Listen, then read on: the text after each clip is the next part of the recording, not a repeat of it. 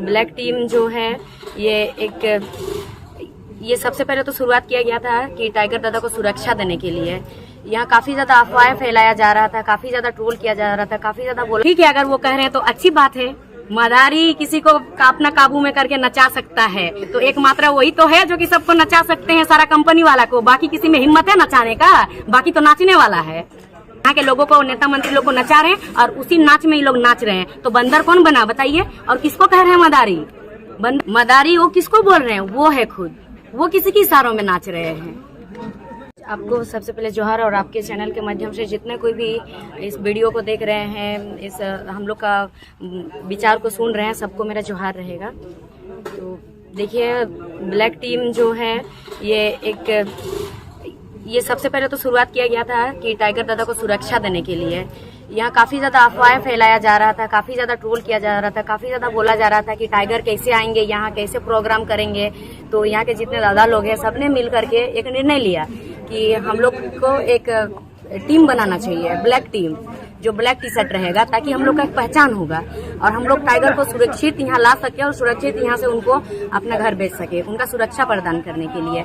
और अभी ये सिर्फ राजनगर में था, लेकिन राजनगर से धीरे धीरे ये पूरा कोल्हान में फैल गया। और अभी तो सुनने में आ रहा है कि पूरे झारखंड में, मैं कहीं भी जाती हूँ तो हर जगह कहते हैं कि ब्लैक टीम में हम लोग भी ब्लैक टीम में जुड़ना चाहते हैं, कि कैसे जुड़ेंगे। तो फिर हम बोलते हैं कि आप लोग भी अपना एक टीम बना लीजिए और उसके बाद आप लोग पूरा, मतलब एक होता है ना कि 8 जन 10 जन जितना भी जन हो, टीम बनाइए। फिर उसके बाद ब्लैक टीम के साथ कांटेक्ट करके आप लोग भी ब्लैक टीम के साथ जुड़िए और चाहते हैं कि ये ब्लैक टीम पूरा झारखंड में पूरा एकदम ये ब्लैक टीम है। ब्लैक टीम के साथ साथ तो कई और भी लोग जो है जुड़ना चाहते हैं, तो क्या उनको पहले ब्लैक टीम में जुड़ना होगा या फिर वो डायरेक्ट इलेक्शन के समय जयराम महतो का सपोर्ट करेंगे? कैसा लग रहा है? देखिए, ब्लैक टीम में जुड़ने के लिए सबको स्वागत है, सब आ सकते हैं, सब जुड़ सकते हैं। लेकिन अगर कोई पार्टी पॉलिटिक्स में कहीं है और वो ब्लैक टीम में जुड़ना चाहते हैं, तो सबसे पहले उनको वो जगह इस्तीफा देना पड़ेगा। वो पार्टी पॉलिटिक्स उसको पूरी तरह से त्यागना पड़ेगा, छोड़ना पड़ेगा और निस्वार्थ भाव से आके ब्लैक टीम में जुड़ना पड़ेगा। मैडम, ये आपका खतियानी भाषा संघर्ष समिति 1932 आधारित स्थानीय नीति को लेकर संघर्ष करता आया है, आंदोलन करता आया। अब धीरे धीरे ये एक राजनीतिक रूप ले लिया है। तो क्या ये राजनीति में आना जरूरी था? देखिए, पहले तो ऐसा कोई निर्णय नहीं लिया गया था कि राजनीतिक रूप में। हमारे यहाँ इतना शोषण हो रहा है, शोषित किया जा रहा है यहाँ के लोगों को, सबको, छात्रों को। आप लोगों ने देखे कि जो 1932 खतियान का जो ये हमारा झारखंडियों का सबका मांग था, ये हमारा जो अभी सरकार है, मुख्यमंत्री जी है, उनका ही मैनिफेस्टो में था कि 1932 खतियान आधारित नियोजन नीति, स्थायी नीति, उद्योग नीति, विस्थापन नीति, ये सारी नीतियां बनेगी।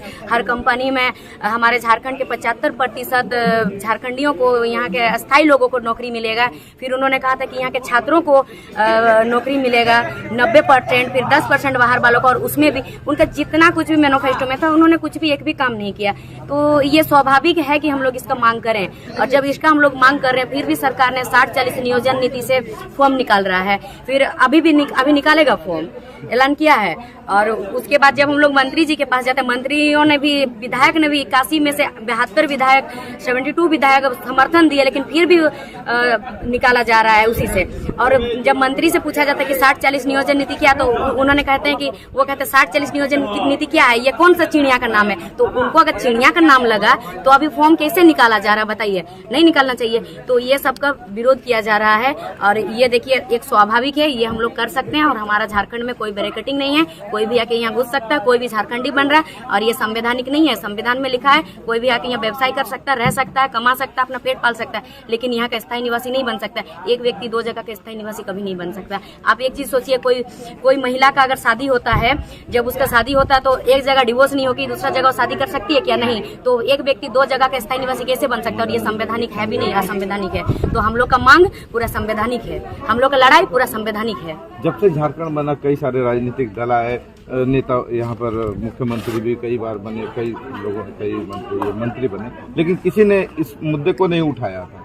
जितना आप अभी किसी पार्टी में नहीं होकर भी आपकी पार्टी यानी खतियानी जेबी केसेस को उठाई है। अब आपके सामने आने वाला इलेक्शन है, इलेक्शन में भी आप लोग चाहते हैं कि हमारा एक कैंडिडेट खड़ा हो। तो ये बताइए कि इस राष्ट्रीय पार्टी एक तरफ है, जब वो सत्ता पक्ष को नहीं हटा सकी, यानी जेएमएम को नहीं मात दे सकी, तो आपको कितना विश्वास है कि जेबीकेएसएस अभी जैसा पूरे झारखंड में एक अलग अपना राजनीति कायम करेगी?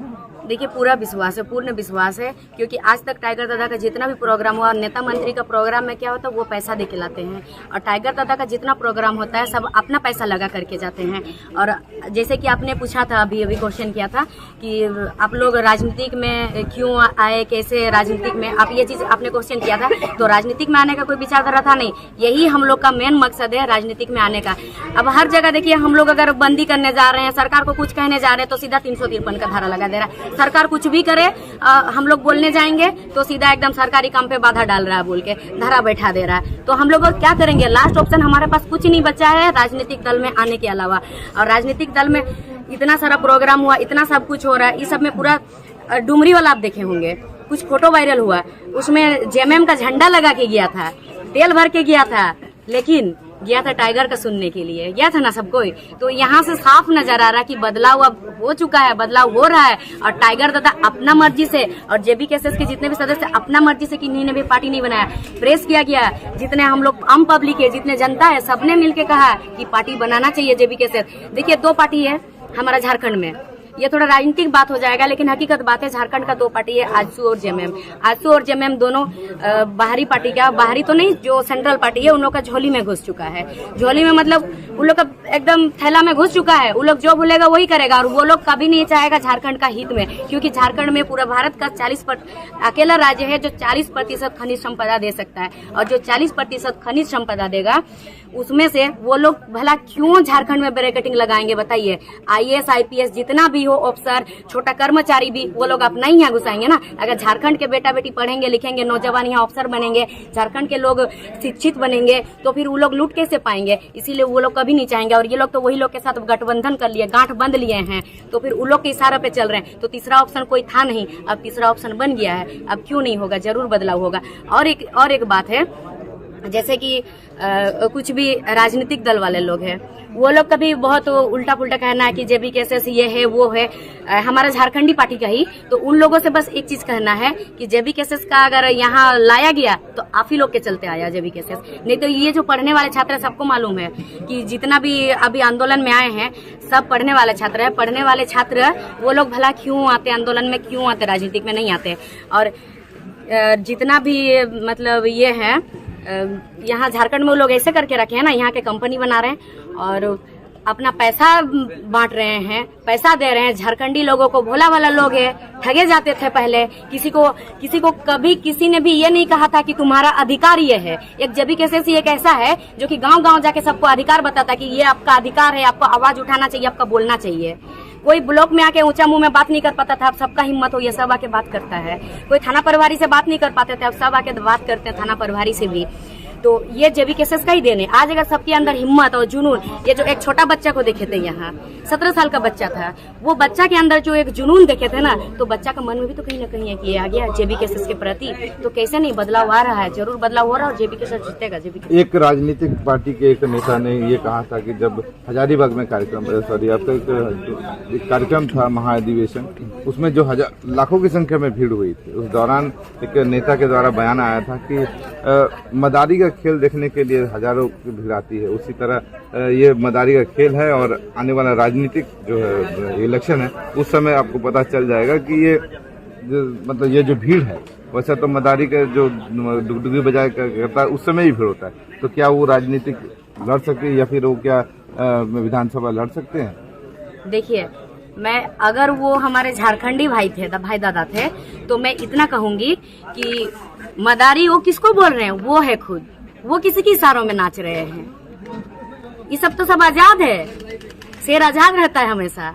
वो लोग मदारी है और वो लोग बंदर बन के बैठे हुए हैं। ये बात कड़वी है लेकिन सच्चाई है, इसलिए बैठे हुए हैं क्योंकि सोचिए, आज तक हमारे जितने नेता मंत्री लोग हैं, ग्रेजुएट है कोई? नहीं है। नहीं है ग्रेजुएट, अगर मुश्किल से एक दो मिल जाएंगे तो, नहीं तो नहीं मिलेंगे। और जितने बाहर के बिजनेसमैन लोग आते हैं, यहाँ कंपनी बैठाने आते हैं, वो लोग यही चाहते हैं कि झारखंड में पढ़े लिखे नौजवान और जो एजुकेटेड है नौजवान है, जो थोड़ा दबंग है, वो कभी यहाँ का विधायक मंत्री ना बने। अगर वो विधायक मंत्री बनेगा तो वो झारखंड को वो लोग लूट के नहीं जा सकेंगे। और वही लोग का वो लोग यहाँ के लोगों को, नेता मंत्री लोग को नचा रहे हैं और उसी नाच में ये लोग नाच रहे हैं। तो बंदर कौन बना बताइए? और किसको कह रहे हैं मदारी? बंदर वो लोग बने हैं। ठीक है, वो अगर किसी को मदारी कह दिया ना, अगर वो मान लीजिए वो ऐसे कहा, मतलब किसको कहा समझ रहे हैं, तो ठीक है, अगर वो कह रहे हैं तो अच्छी बात है। मदारी किसी को अपना काबू में करके नचा सकता है, तो एकमात्र वही तो है जो कि सबको नचा सकते हैं, सारा कंपनी वाला को। बाकी किसी में हिम्मत है नचाने का? बाकी तो नाचने वाला है। चलिए ठीक है, बहुत बहुत धन्यवाद। इस बीच